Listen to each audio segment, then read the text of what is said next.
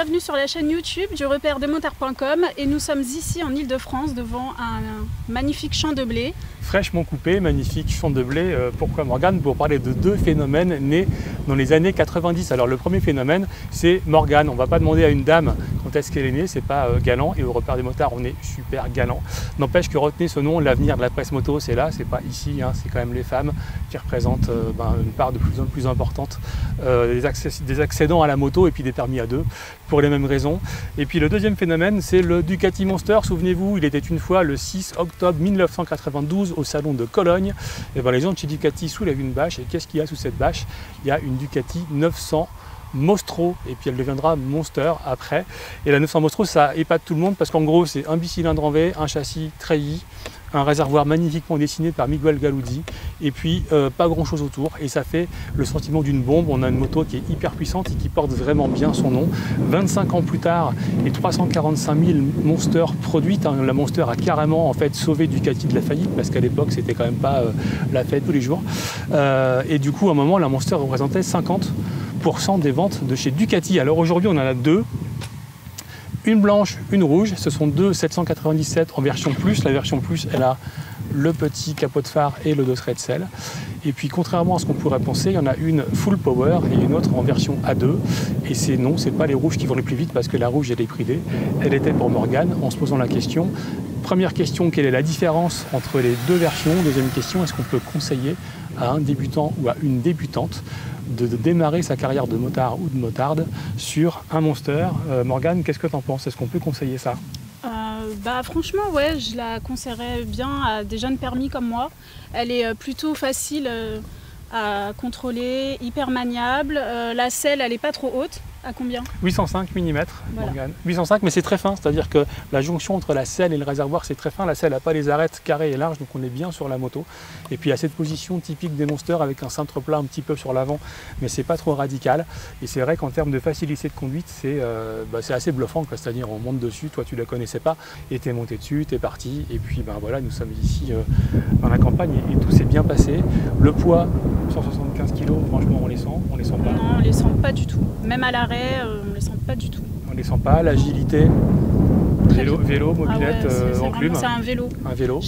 Un peu comme la Street, ouais. Quand on avait essayé aussi. Alors ça c'est une référence, hein, parce que la Street, moi je pense que c'est le roadster sportif entre guillemets le plus agile du segment et le plus sympa pour les débutants permis à deux.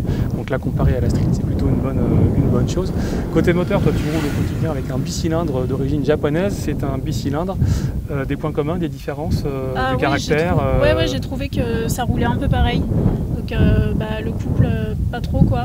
Ouais. Vaut mieux rétrograder parce que sinon elle avance pas. Et sinon, ouais, elle vibre un peu, mais c'est un bicylindre, quoi, c'est normal. Alors les vibrations, c'est normal, c'est un bicylindre, puis surtout, c'est pas une moto. Alors elle est bien emballée, elle est bien construite, il y a des beaux équipements. Vous regardez ses freins radio, ce tableau de bord digital avec plusieurs fonctions sur l'ordinateur de bord, la qualité des peintures, la qualité des ajustements. On n'est pas du tout sur une moto d'entrée de gamme, hein, même si elle se destine plutôt aux débutants. Malgré tout, le moteur, ouais, c'est un vieux moteur, hein, je veux dire, le bicylindre 2 soupapes refroidies par air, ça remonte aux années 70. Alors évidemment, il a évolué, et puis il a évolué dans le bon sens, côté pollution, côté bruit, côté nuisance sonore. Avant, ça claquait, c'était super bruyant. Maintenant, c'est vachement doux. Par contre, il est beaucoup plus souple à bas régime. Par contre, il a aussi perdu du caractère. Alors c'est vrai qu'en full power, entre guillemets, 73 chevaux, ça reste un moteur qui n'est pas super méga démonstratif. Il y a un petit coup de rein entre 6 et 7 000 tours dans les accélérations. Le bruit du Ducati est sympa, mais on a un peu perdu le côté, je dirais, enthousiasmant, hein. Je me souviens qu'un 900 Monster, c'était la même puissance, mais avec les carbus, c'était carrément autre chose en termes de sensation mécanique. Donc là, c'est lisse, alors ça marche partout. Il y a du couple 68 Nm. Ici, un tout petit peu moins là, mais globalement, jusqu'à 5-6 000 tours, il n'y a pas de différence entre les deux motos. On est globalement sur la même prestation. Ça veut dire qu'en usage courant et en usage, je dirais, d'un débutant, c'est assez recommandable. Le moteur, oui, il a perdu du caractère. Par contre, on garde une sonorité, on garde, je dirais, un petit peu de présence mécanique, on garde un plaisir de conduite malgré tout qui est quand même présent. Et c'est vrai que c'est une moto qui est assez sympa. Et puis surtout, moi, je trouve ça quand même assez valorisant. C'est vrai qu'au niveau du tarif, on n'est pas du tout sur la même ligue que les concurrentes japonaises. Ouais, on est à peu près à 8 000 €. Alors on est un peu plus de 8 000 €, on est même à peu près à 9 000 sur les versions d'accès, puis la version plus, il faut rajouter encore quelques petits billets. Donc c'est vrai que l'écart il est sensible, là on est sur Quand on voit qu'une MT-07 ou qu'un roadster japonais qui fait la même puissance bridée est à 6000, 6500, on va dire 7000 maxi, là il y a un écart. L'écart est-il justifié? Si on regarde la présentation, tendance à penser que oui quand même. Ouais, c'est vrai que c'est autrement ouais. valorisant, c'est autrement, encore une fois, frein radio, peinture nacrée, c'est une Ducati, ça véhicule une certaine image. En moteur, c'est 47 chevaux pour tout le monde, donc c'est pareil. En équipement, moi j'aurais dit à ce prix-là, peut-être un amortisseur arrière de meilleure qualité, on voit bien que c'est pas du super haut de gamme, alors c'est vrai que vu le niveau de puissance et vu la clientèle à laquelle ça s'adresse, ça suffit largement, néanmoins, voilà, ça se positionne haut de gamme, donc autant aller au bout de l'idée avec un petit peu un meilleur amortissement. Les défauts peut-être, Morgane, sur cette moto? J'en vois pas beaucoup. J'en vois pas beaucoup. Non. Moi j'en vois un malgré tout, c'est le rayon de braquage. C'est vrai que pour une moto qui est censée conduite par des débutants, pas toujours à l'aise lors des manœuvres. La manœuvre, c'est pas ta spécialité en fait. Ça viendra, mais pour l'instant, c'est plus le cheesecake au fruit que la manœuvre en moto. Donc c'est vrai que ça braque pas super bien. Alors on s'y fait, mais n'empêche qu'on peut quand même être un petit peu contraint par ça. Pour moi, c'est le défaut majeur. Enfin, c'est en tout cas le point négatif majeur, ça braque pas super bien. Donc pour une machine du quotidien, c'est pas terrible. Sinon, en termes de défauts, pas tellement. C'est vrai que c'est bien équipé, c'est bien construit, ça freine super bien par rapport à d'autres motos, y compris. On parlait de la référence de la Street Triple qui, elle, freine très bien pour les débutants et pas terrible pour ceux qui ont l'habitude.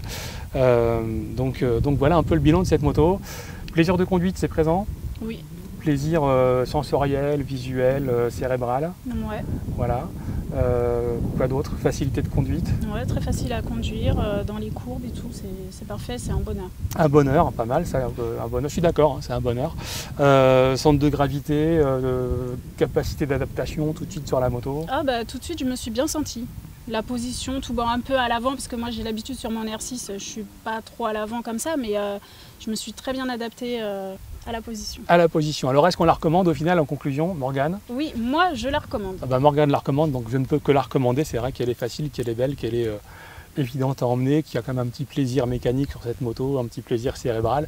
Donc voilà, on met le tampon validé et approuvé par le repère des motards. Alors n'oubliez pas, le repère des motards, c'est le salon permanent de la moto sur la chaîne YouTube. N'hésitez pas à vous inscrire, il y a d'autres motos à venir. Merci, bisous, merci.